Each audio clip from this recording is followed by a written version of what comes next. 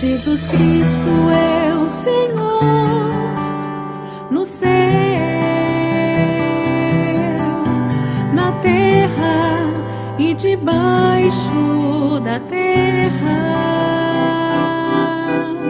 Ele é santo. Entonces ese va a ser nuestro nuevo estudio los sábados, el Evangelio de Lucas. Entonces hoy vamos a hacer una introducción al libro y vamos a hablar un poco del autor. Entonces pueden ir abriendo el Evangelio de Lucas.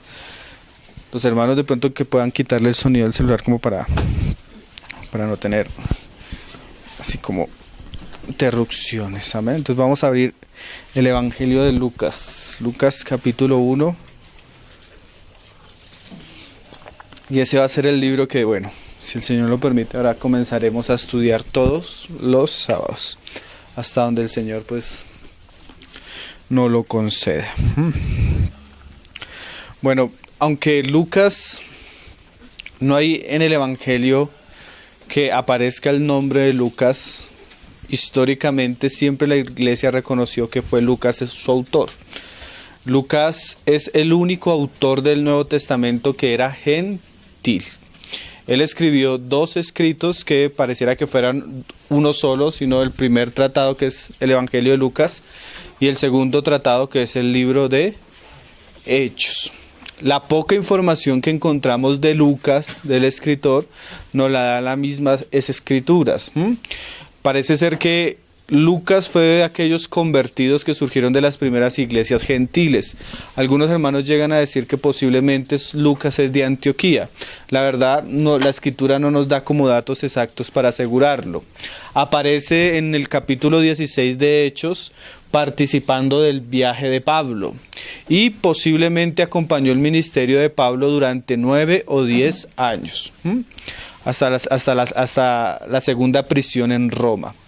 Entonces, aunque no era judío, tampoco fue testigo ocular de los hechos ni del ministerio del Señor Jesús, sí ocupa un lugar muy importante y sus escritos son de suma importancia, especialmente en el aspecto histórico del testimonio de Jesucristo. Se dice que de los 4 evangelios, el evangelio más completo históricamente hablando y más que retrata más completamente la vida de Jesús, la biografía de Jesús, es el Evangelio de Lucas. Entonces vamos a comenzar a estudiar un libro que definitivamente es muy bueno. ¿Qué más podemos decir de Lucas? Bueno, como él mismo lo dice ahí en el verso 2, que no fue un testigo ocular, dice, tal como nos lo enseñaron los que desde el principio lo vieron con sus ojos y fueron ministros de la palabra. Entonces, eso nos muestra que Lucas ciertamente no fue un testigo ocular. No es como cuando estudiamos Primera de Juan, que Juan cómo comienza la epístola, lo que hemos visto, lo que hemos oído, lo que han palpado nuestras manos tocante al verbo de hace. Juan sí era uno de los 12 apóstoles, estuvo con Jesucristo desde su comienzo de ministerio hasta la resurrección. En cambio, Lucas no fue testigo de lo que nos va a comenzar a narrar. Ahorita más adelante él comienza a mostrarnos cuál es la fuente de la revelación que él nos va a dar. Leamos primero, antes de entrar en el Evangelio de Lucas, los pasajes en el Nuevo Testamento donde Pablo menciona a Lucas. Lo menciona como el doctor amado. Entonces vamos a leer algunos pasajes. Colosenses 4, verso 14. Pablo hace una mención de él. Pablo menciona a Lucas 3 veces en sus epístolas. En esta primera lo menciona ahí en Colosenses 4, verso 14. Dice, os saluda Lucas, el médico amado, y demás. Entonces según el testimonio de Pablo, Lucas era médico. Y ahí tú comienzas, cuando comencemos a estudiar una serie de eventos que Lucas narra, tú notas cómo el perfil de un doctor aparece ahí mostrando cierto tipo de milagros, a diferencia de cómo lo hace Pedro, como lo hace Marcos o como lo hace Mateo. En segunda de Timoteo, en Filemón, también Pablo lo menciona, en Filemón capítulo 1, verso 23. También entre los saludos y mostrando que Lucas fue un colaborador del ministerio de Pablo. Pablo dice ahí en Filemón 1, verso 23, dice, te saluda Epafras, mi compañero de prisiones por Cristo Jesús. Marcos, Aristarco, Demas y Lucas, mis colaboradores. Y también ahí en 2 de Timoteo 4, desde el verso 9, Pablo comienza a hablar de la situación que se encontraba en cárcel, que había pasado con algunos de sus compañeros, y menciona otra vez a Lucas. Dice, Lucas, 2 de Timoteo 4, verso 9, dice, procura venir pronto a verme, le está hablando a Timoteo, dice, porque Demas, ¿sí? Porque se nota que también había mencionado a Demas anteriormente, dice, porque Demas me ha desamparado, amando este mundo, y se ha ido a Tesalónica. Crescente fue a Galacia y Tito a Dalmacia. Solo Lucas está conmigo. Esa es una frase interesante, ¿no? Porque Lucas fue de los compañeros fieles de Pablo, ¿sí? Cuando como que todos lo abandonaron en algún momento, uno de los compañeros que quedó fiel fue Lucas. Entonces las menciones pocas que encontramos en las Escrituras las hace Pablo acerca de Lucas. Posiblemente el Evangelio fue escrito antes del año 62 de la era cristiana. ¿Por qué? Porque el Evangelio es el primer tratado. Cuando Lucas comienza a hablar el segundo tratado, que posiblemente se acabó con la segunda cárcel de Pablo en Roma, que fue más o menos en el año 62, ya Lucas comienza el libro de Hechos mencionando que ya había un tratado, que es el Evangelio. Entonces posiblemente algunos hermanos sitúan el Evangelio de Lucas entre el año 56 o 58. Parece ser que ya existía el Evangelio de Marcos y Lucas escribe después. Posiblemente también el Evangelio de Marcos sirvió de fuente a Lucas, aunque no es seguro. Pues todos narran la vida del Señor Jesús de una manera muy similar y consecutiva. El destinatario del Evangelio de Lucas es Teófilo. Uno lo encuentra ahí en el capítulo 1 de Lucas y en el capítulo 1 de Hechos. Aunque algunos hermanos a veces interpretan que Teófilo significa hijo amado de Dios, o sea que puede referir a cualquier cristiano. La frase que usa Lucas anterior al nombre Teófilo, o excelentísimo, era una frase que comúnmente se usaba para referirse a una persona con un cargo importante en el Imperio Romano. Entonces posiblemente Lucas se está refiriendo a una persona gentil que tenía un cargo importante en Roma. Una persona a la cual le escribe porque ya ha conocido la fe, pero quiere afirmarlo en la verdad que él ha conocido. Entonces, por excelencia, el Evangelio de Lucas es un evangelio dirigido, escrito por un gentil y dirigido a una persona gentil. Entonces, es un evangelio muy hacia nosotros. Pocas veces Lucas hace lo que hace Mateo, decir escrito está, porque Mateo está hablando es a judíos y él necesita mostrarles la importancia de que Jesús al que él está predicando es el Mesías que espera a Israel. Y Lucas no tiene esa misma carga. Lucas, su énfasis es otro, y eso lo vamos a ir viendo en la medida que comencemos a leer el libro. Entonces es como los datos introductorios de la epístola. Entonces ahora sí miremos la misma introducción que ahora sí Lucas hace al Evangelio. Como acostumbramos hoy, apenas vamos a hacer una simple introducción, porque el asunto va a tener muchos temas para cortar. Entonces ahora sí le damos la introducción que el mismo Lucas le hace al libro. Lucas capítulo 1, vamos a leerlo desde el verso 1. Dice, él mismo nos muestra la intención del libro. Ustedes cuando leen el Evangelio de Juan, Juan escribe la intención del libro al final. Por allá en el capítulo 20 dice, todas estas cosas se han escrito, ¿para qué? Para que creamos que Jesús es el Cristo, el Hijo del Dios viviente. Eso lo dice Juan al final. Lucas no lo hace al final. Lucas desde el comienzo comienza a mostrarnos cuál es la intención del libro. Y cuando tú estudias los historiadores más sobresalientes de la época de Lucas, ellos se acostumbraban a escribir sus libros y en la introducción del libro escribían el porqué del libro. ¿Sí? Lucas es comparado con los mejores historiadores de su época y sobrepasa la erudición con la que él escribe. Entonces su introducción es bien interesante en relación al aspecto histórico del Evangelio que vamos a leer.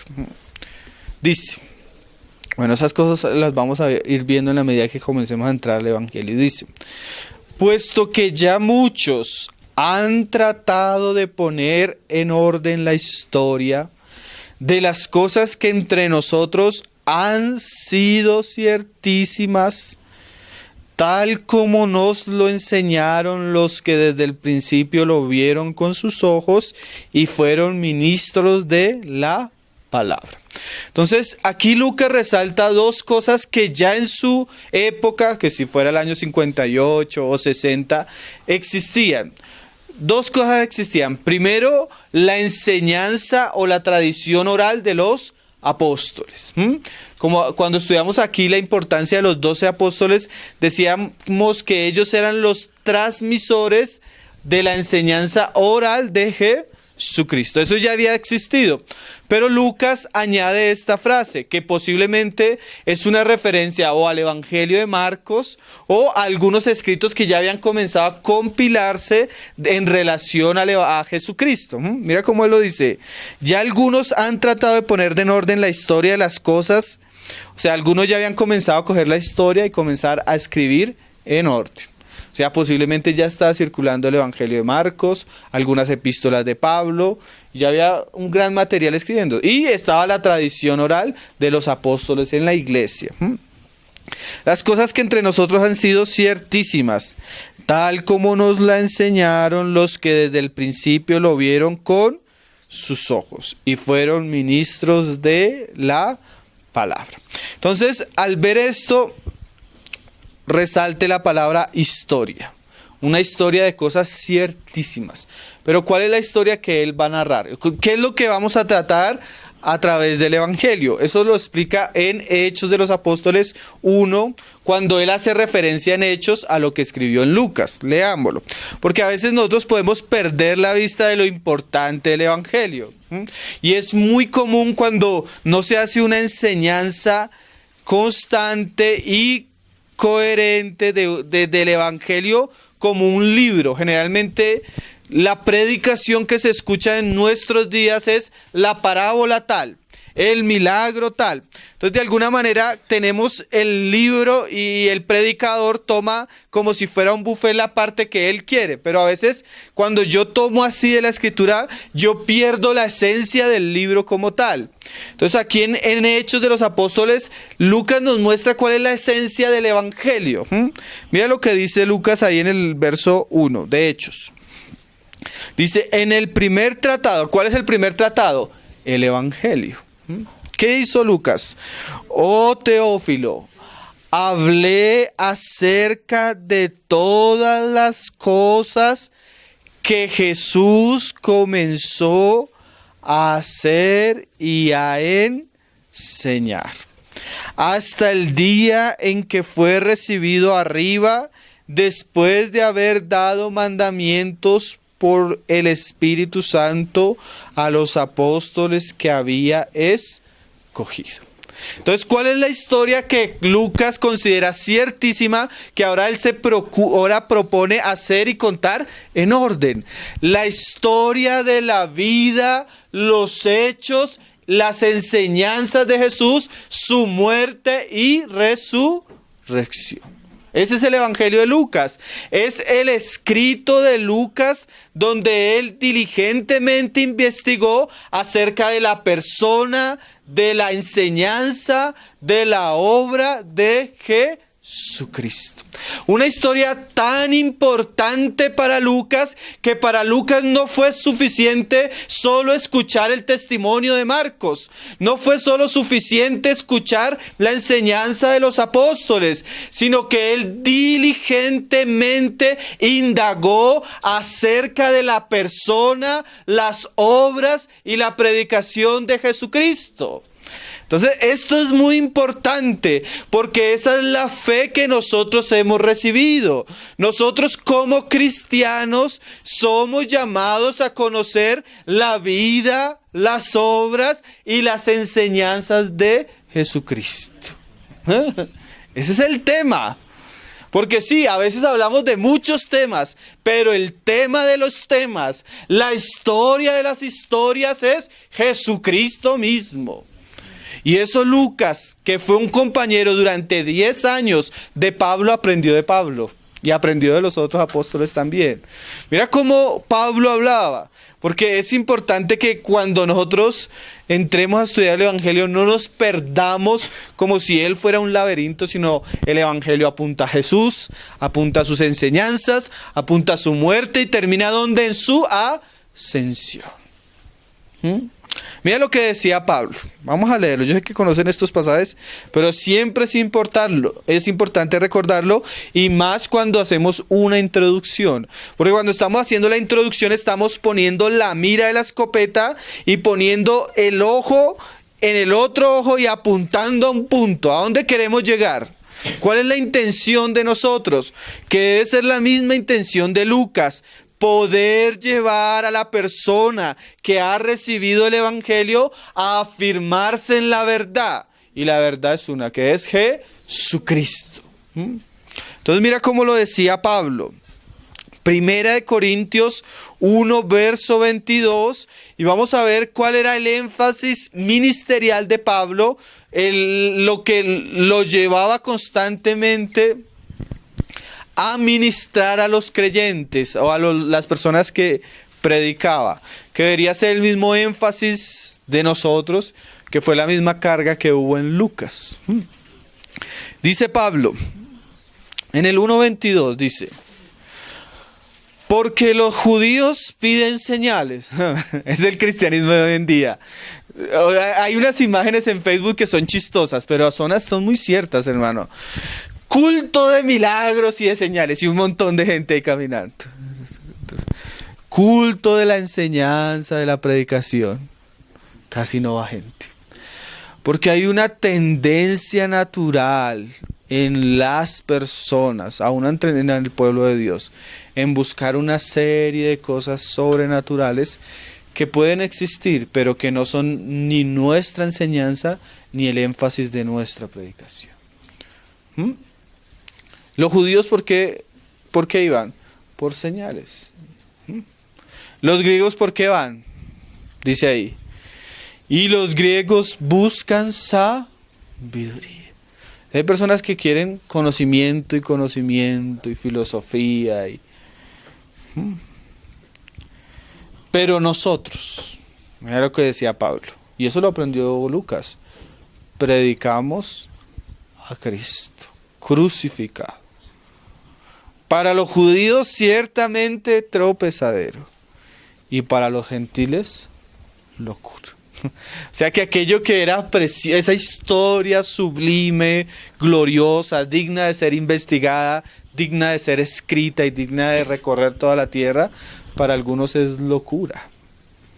Pero para los que hemos creído, ciertamente Jesús es la piedra preciosa y escogida, y la esencia de nuestro mensaje. Mira más adelante, Pablo lo dice en el 2:1, cómo él se condujo cuando fue a los Corintios. Dice, así que hermanos, cuando fui a vosotros para anunciaros el testimonio de Dios, no fui con excelencia de palabras o de sabiduría, pues me propuse no saber entre vosotros cosa alguna, sino a Jesucristo y a este crucificado. Entonces, el mensaje, el testimonio, la predicación de estos hombres era Jesucristo. Entonces, vamos a entrar a estudiar el Evangelio de Jesucristo desde el testimonio de un hombre que no le vio, pero que investigó diligentemente acerca de Jesús, sus obras, su enseñanza, su muerte y su ascensión. Volvamos a Lucas 1. Entonces, esa historia que entre los apóstoles había sido ciertísima, es la historia de Jesús. Es las obras de Jesús, los milagros, los hechos de Jesús. Y no solo eso, sino las enseñanzas de Jesús. Y no solo eso, su muerte y resurrección y ascensión. Incluyendo, como dice el mismo libro de Hechos, los mandamientos que el Señor dejó por el Espíritu a sus apóstoles. Entonces mira cómo sigue diciendo Lucas ahí en Lucas 1. Dice, entonces ya sabemos cuál es la historia ciertísima, la historia importante, la historia que con Lucas va a comenzar a narrar con mucho detalle y con mucha diligencia. Dice, puesto que muchos han tratado de poner en orden la historia de las cosas que entre nosotros han sido ciertísimas, tal como nos lo enseñaron los que desde el principio lo vieron con sus ojos y fueron ministros de la palabra.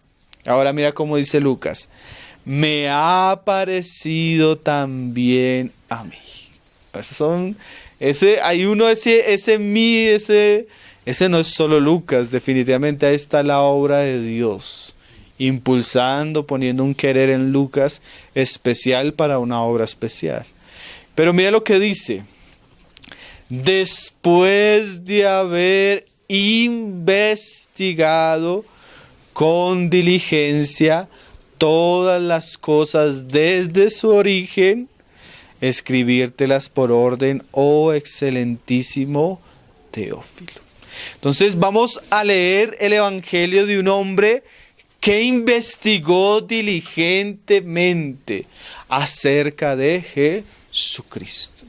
No vamos a hacer la lectura de un libro superficial, sino de un libro que se forjó con diligencia, con investigación, con consulta, cosas que lo hacen todavía mucho más precioso y concreto, según lo que queremos entender y conocer de Jesucristo. Un hermano decía, ningún cristiano en la historia podría negar la inspiración de este libro. Lo interesante es que este libro no surge de la experiencia propia, sino de la investigación. Y eso nos muestra cosas que a veces nosotros malinterpretamos o torcemos de las Escrituras. Por ejemplo, hay un pasaje que nosotros lo aplicamos a muchas cosas, menos a lo que deberíamos aplicarlo. Vamos a leer Mateo 7, que es precioso ver esto en Lucas. Porque, hermanos, tenemos el evangelio más completo de uno que no fue testigo. Es interesante que Dios haga eso con alguien que no vio, que no oyó, que no fue un testigo ocular. Y el Señor un día le dijo esto a uno de sus apóstoles, a uno de los que vio. Y le dijo, Tomás, porque has visto, has creído. Pero bienaventurados los que creyeron sin ver. Y Lucas es de esos, así como nosotros, que no vio, pero creyó. Pero lo interesante no es que no vio y creyó. Lo interesante es que aunque no vio, creyó, esa fe lo llevó a investigar y a ser diligente.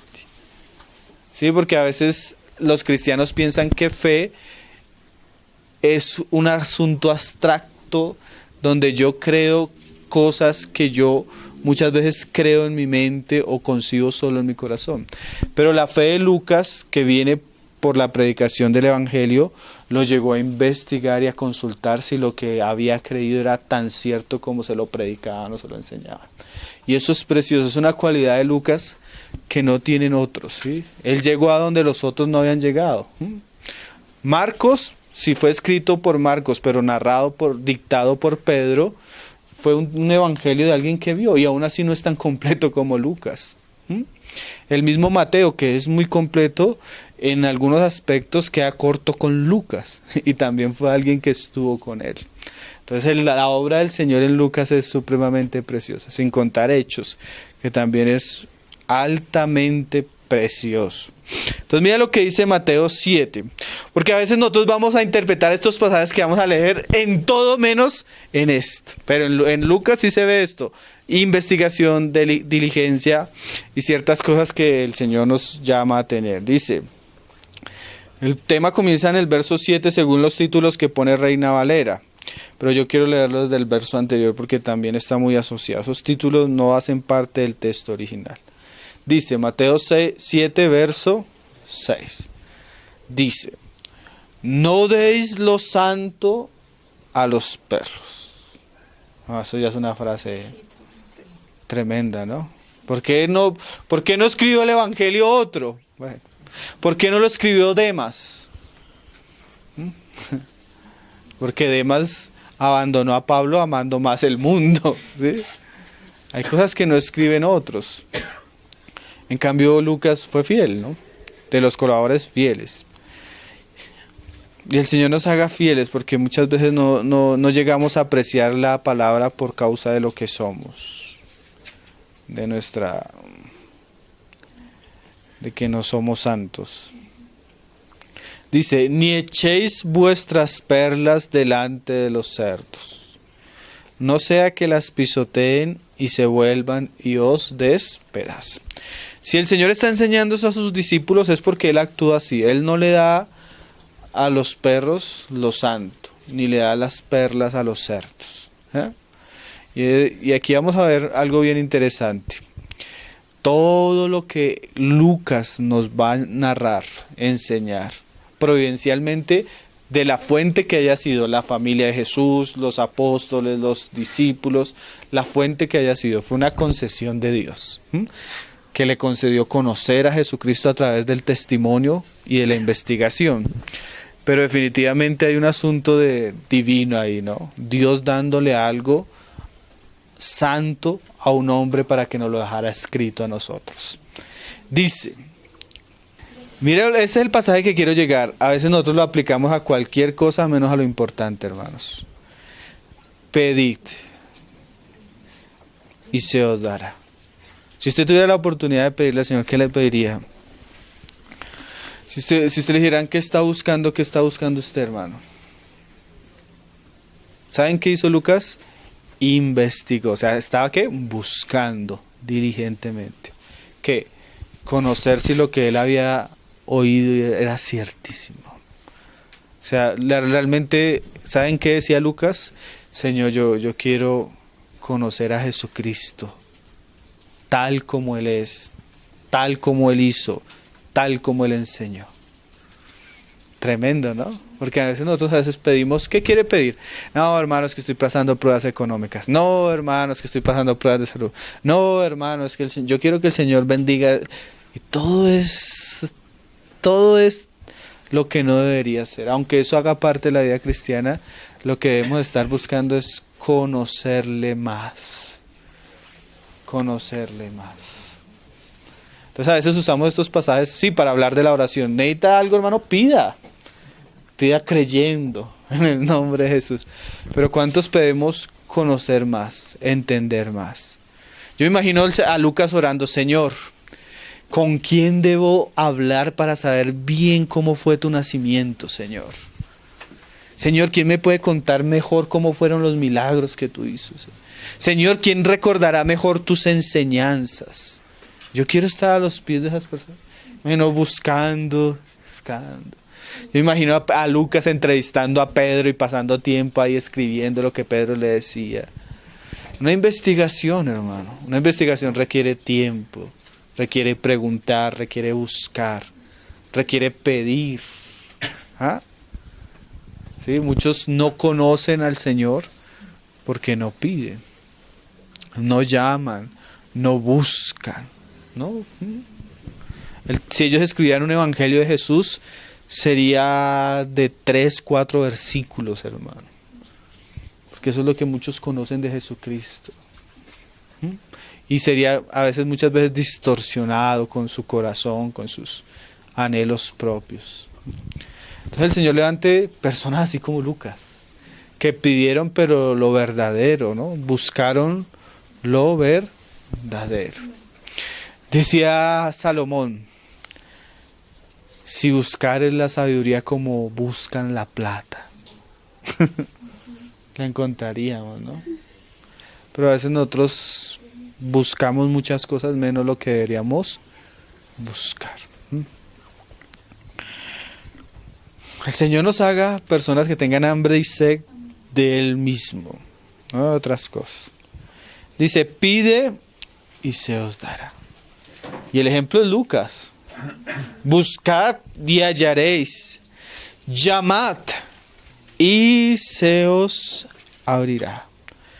Porque todo aquel que pide recibe, y el que busca halla, y al que llama se le abrirá. dice el Señor haciendo una pregunta. ¿Qué hombre hay de vosotros que si su hijo le pide pan le dará una piedra? Y si le pide un pescado le dará una serpiente. Pues si vosotros siendo malos sabéis dar buenas dádivas a vuestros hijos, cuánto más vuestro Padre que está en los cielos dará buenas cosas a los que le pidan. Y el otro evangelista dice, cuánto más vuestro Padre dará el Espíritu a los que se lo piden.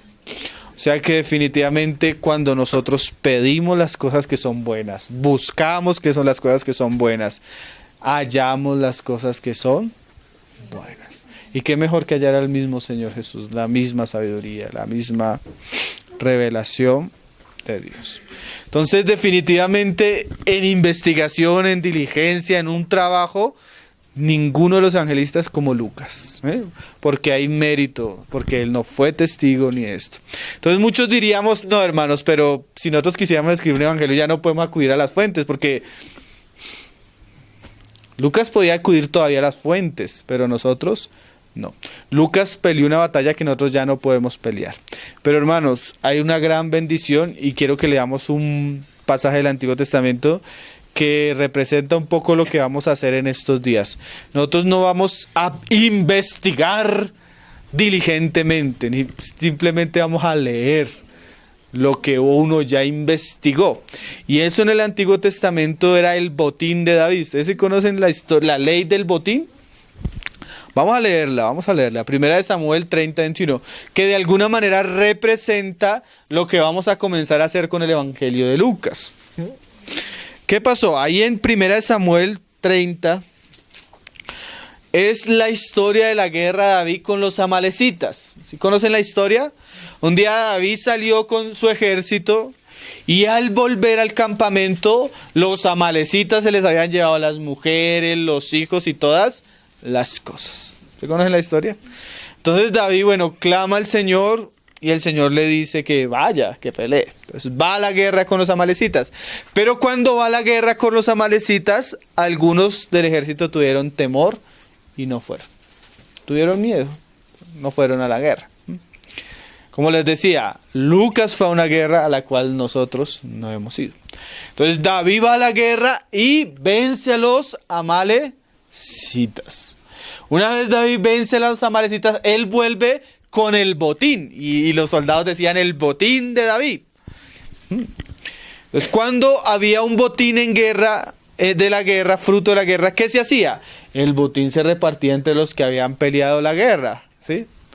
Pero aquí David hizo algo bien interesante. Mira lo que vamos a leerlo ahí en el verso 21, 30-21. Y dice, y vino David a los 200 hombres que habían quedado cansados y no habían podido seguir a David. No pudieron ir a la guerra porque se cansaron en el camino. A los cuales les habían hecho quedar en el torrente de Besor, y ellos salieron a recibir a David y al pueblo que con él estaba. Y cuando David llegó a la gente, les saludó con paz. Entonces todos los malos y perversos de entre los que habían ido con David respondieron y dijeron, porque no fueron con nosotros, no les daremos del botín que hemos quitado, sino a cada uno su mujer y sus hijos, que los tomen y se vayan. Entonces algunos de los que fueron a pelear dijeron, no, pues si no fueron a pelear esto no les damos nada, que lleven su mujer y sus hijos. Y a veces uno comienza a pensar, nosotros no hemos ni investigado, no hemos sido diligentes, no hemos estudiado, no hemos ido a las fuentes, no hemos leído, no hemos ido a la guerra. La verdad, muchos de nosotros somos perezosos, cansados, están durmiendo y solo lo estamos leyendo. ¿Qué fuera si estuviéramos investigando? Cansados, débiles, flacos. Así somos muchos de nosotros, hermano. Muchos de nosotros ni leemos, ni estudiamos. Cosas a las que deberíamos dedicarnos como lo hizo Lucas, no lo hacemos. Muchos vendrán a esta reunión y el próximo sábado no volverán, hermanos. Muchos se conformarán por ahí por 5 enseñanzas de la serie, porque así son los hombres. Muchos de nosotros no merecemos recibir las cosas que vamos a recibir. Pero David hizo algo que representa a Cristo y representa mucho de lo que el Señor hace entre nosotros. Mira lo que dijo David. Y David dijo, no hagáis eso, hermanos míos, de lo que nos ha dado Jehová, quien nos ha guardado, porque al fin y al cabo la victoria siempre era de él, Señor. Entonces ahorita cuando estamos leyendo el Evangelio de Lucas, en verdad no es el Evangelio de Lucas, fue el Evangelio que Dios le concedió por gracia escribir a Lucas, quien se lo entregó. Y ha entregado en nuestra mano a los merodeadores que vinieron contra nosotros. ¿Y quién nos escuchará en este caso? Porque conforme a la parte del que desciende a la batalla, así ha de ser la parte del que queda con el bagaje, les tocará parte igual. Desde aquel día en adelante fue esto por ley y ordenanza en Israel, hasta hoy. Entonces, ¿cuál es la ordenanza según David del botín? Que aunque no hayan ido a la guerra, se les va a repartir de lo que obtuvieron en la guerra a los que pelearon.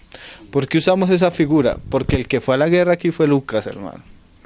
El que investigó, el que fue diligente, el que pasó años recopilando este escrito acerca de Jesucristo, fue Lucas. Pero ¿saben qué es lo precioso? Que el Señor permite que llegue hasta nosotros y se reparta el botín de Cristo, ¿no? Para que nosotros, ¿qué podamos hacer? Disfrutar de lo que obtuvo en sus batallas Lucas, que al fin y al cabo fue gracia de Dios, pero que no es una gracia solo para él. Y eso es como él habla a Teófilo. Volvamos ahí a Lucas. Mira cómo él habla a Teófilo. Dice ahí en Lucas 1:3. Me ha parecido, ¿lo tienen? Dice, me ha parecido también a mí, después de haber investigado con diligencia todas las cosas desde su origen.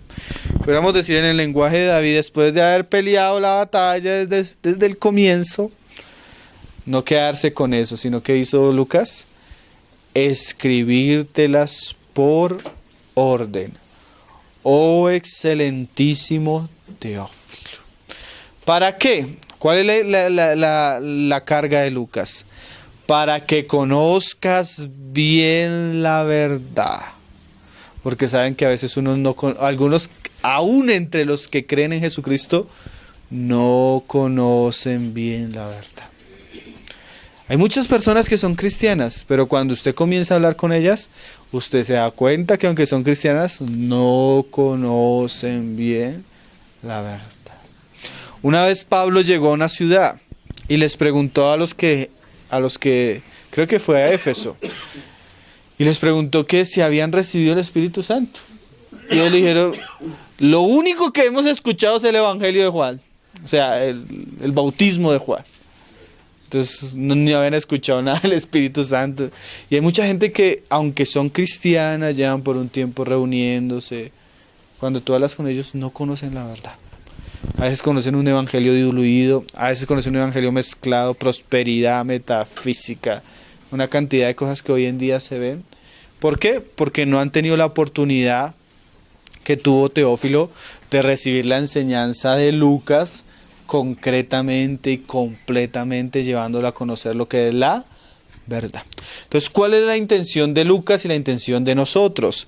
Que como cristianos podamos conocer bien la verdad, podamos conocer bien el testimonio de las Escrituras acerca de Jesús, el testimonio de las Escrituras acerca de las obras de Jesús, cuál es el propósito de esas obras, su enseñanza, que es bien importante, y su muerte y resurrección, porque ahí terminan todos los evangelios. Entonces, como un día dijo Watchman Nee, que es bien interesante, estas reuniones no son para emocionarse, estas reuniones no son para que usted caiga al piso, estas reuniones no son para que usted salga con sus sentimientos arriba, no. Estas son reuniones de estudio de la palabra, por si usted quiere conocer la verdad. Si usted no quiere conocer la verdad, hay otro tipo de reuniones. Hoy en día hay, hasta le ponen en el título a la entrada, qué tipo de reunión es la que día de tal, día de tal, día de tal. Pero si usted quiere, como Teófilo, conocer bien la verdad, este tipo de reuniones están diseñadas ¿para qué? Para que nos sumerjamos en el botín de Lucas, que aunque nosotros no peleamos, se nos está llegando a nuestros días. Dice, para que conozcas bien, porque a veces se conoce la verdad mal también, bien la verdad de las cosas en las cuales has sido instruido.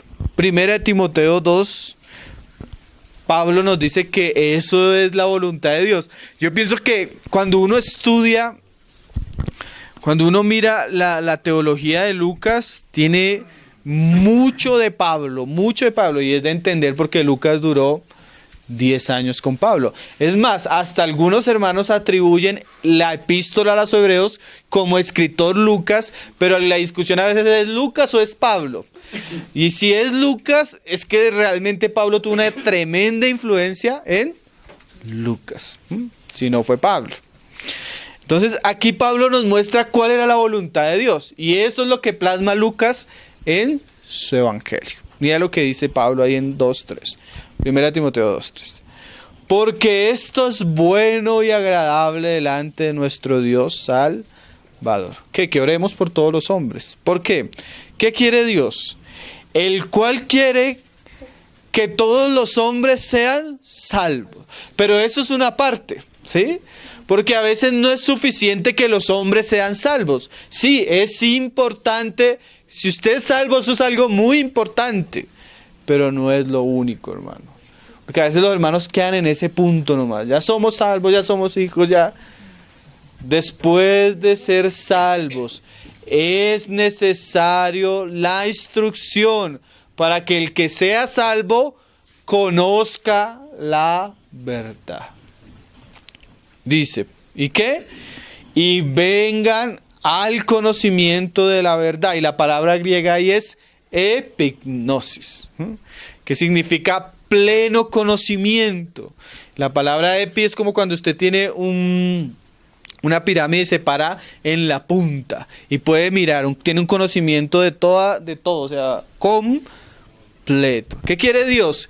Que conozcamos de una manera completa la verdad. Por eso nos dejó los evangelios. Y por eso creo que ahora nos está llamando a estudiar este evangelio, que es, imagínate, mucha tela para cortar, que va a hacer a bien a nuestra alma. Entonces alguno dirá, no, pero yo ya llevo 10 años de creyente y ya conozco la verdad. Entonces, aunque ya la conozca, dice Pedro, es bueno que seamos confirmados en esa verdad. Vamos a terminar con ese pasaje, 2 de Pedro 1, verso 12. Porque tal vez habrán personas que pueden decir, no, hermano, yo esto ya, pero si ya lo conocemos, debemos ser confirmados. Dice, 2 de Pedro 1:12. 1:12. Dice, por esto, yo no dejaré de recordaros siempre estas cosas. O sea, si usted ya lo sabe, es necesario, decía Pedro, que nosotros recordemos estas cosas. Tal vez usted ya leyó el evangelio, tal vez se lo ha aprendido, tal vez lo ha estudiado, tal vez escuchó predicaciones verso por verso de este evangelio 2 o 3 veces. Pero es necesario que vuelva otra vez, porque eso lo va a confirmar. Algunos ni lo habrán leído. Pero es necesario que los que ya lo conocen, dice, recordaros. Aunque vosotros las sepáis. Pero mira lo que dice, y estéis confirmados en la verdad presente. La verdad presente es el mismo Señor Jesús. El mismo ayer, hoy, siempre. Entonces vamos a hacer una lectura del Evangelio de Lucas. Ese va a ser nuestro nuevo estudio. Hoy apenas hicimos como una pequeña introducción de lo que Lucas mismo dice que es el objetivo de su evangelio, pero esa va a ser nuestra tarea en la gracia del Señor, si el Señor nos lo permite, de ahora los sábados en adelante. Confiamos que el Señor nos va a llevar a cosas bien preciosas. Bueno, es que es el Evangelio de Jesucristo que vamos a encontrar muchas cosas preciosas. Entonces estemos orando, hermanos, para que el Señor nos abra las Escrituras.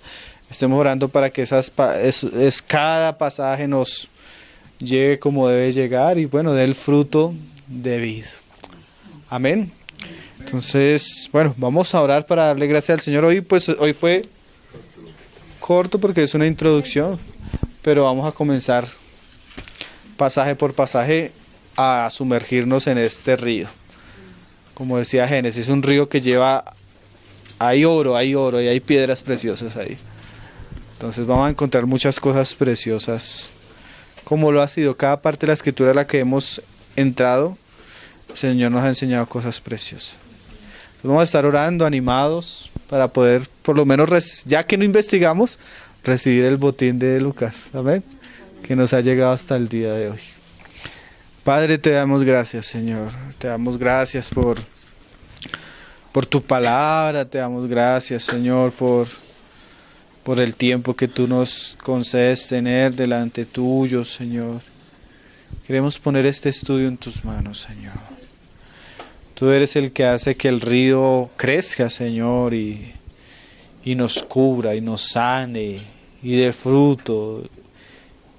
Tu palabra, Señor, tú mismo decías, tu palabra es espíritu y es vida, Señor. ¿Y a quién iremos si solo tú tienes palabra de vida eterna?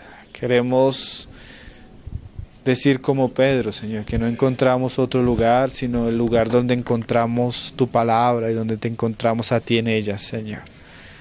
Permite que tú seas revelado, Señor, la gloria y la majestad de tu persona, Señor. La gloria y la majestad de tu enseñanza y de tus obras, Señor, sea conocida a nosotros, Señor. Abre nuestros ojos, Señor, y revélate verdadera y profundamente a nuestras vidas, Jesús. Concédenos conocerte, Señor. Como decía Pablo, concédenos verte cara a cara, Señor, y ser transformados por la imagen misma tuya, Señor. Oramos, Señor, para que tú abras los cielos, Señor, y nos concedas conocerte, nos des espíritu de revelación en el conocimiento tuyo, Señor. Ayúdanos a aprender de ti, Señor. Te lo pedimos, Padre. Como tú nos enseñabas por tu palabra hoy, Señor, no te estamos pidiendo otras cosas, te pedimos del pan, Señor, del pan que desciende del cielo, Señor. Te estamos pidiendo de la fuente de la vida, que es tu Hijo, Señor. Danos más de Cristo, Señor. Concédenos conocerle, Señor. Concédenos entenderle, Señor. Ayúdanos porque somos cansados, somos torpes, somos necios, Señor, como aquellos que no fueron a la guerra, Señor. Pero tú dices, Señor, que das gracia al humilde, al pobre, Señor, al débil, Señor, al que no es, al vil, al menospreciado, Señor. Danos de tu gracia, Señor, para conocerte, Señor, y para poder seguir tu camino, Padre. Nos encomendamos a ti, Señor, pues reconocemos que esta labor nos supera, Señor, no somos suficientes. Pero tú puedes hacer todas las cosas para gloria de tu nombre, Señor, para que tú seas conocido y enaltecido en medio nuestro, Padre, y en medio de todos aquellos que han de escuchar tu palabra. Te damos gracias, Señor, y nos encomendamos a ti en el nombre de tu Hijo Jesús. Amén. Ao leão de Judá.